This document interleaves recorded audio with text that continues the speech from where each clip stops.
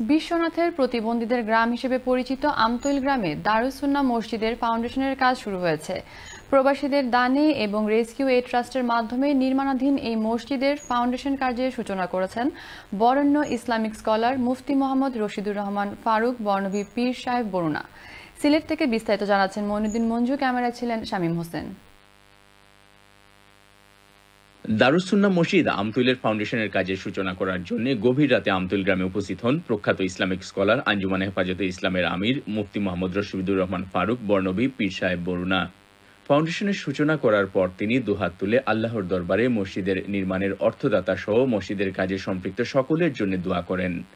আল্লাহর গড় মসজিদ নির্মাণে সবাই উদার মনে এগিয়ে আসবেন এই প্রত্যাশাও ব্যক্ত করেন তিনি।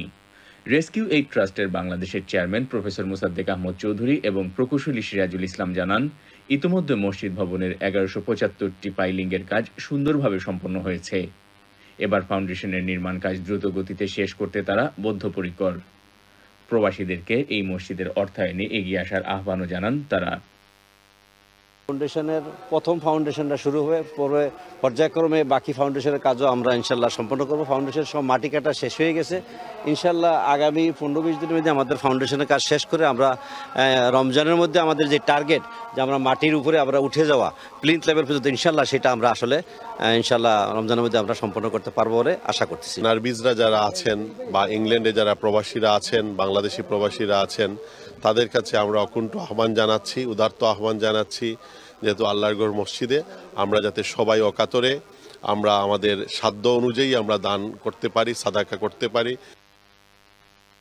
দ্রুতগতিতে এই মসজিদের নির্মাণ কাজ চলমান থাকায় আমতৈল গ্রামবাসীও শুকরিয়া আদায় করেন।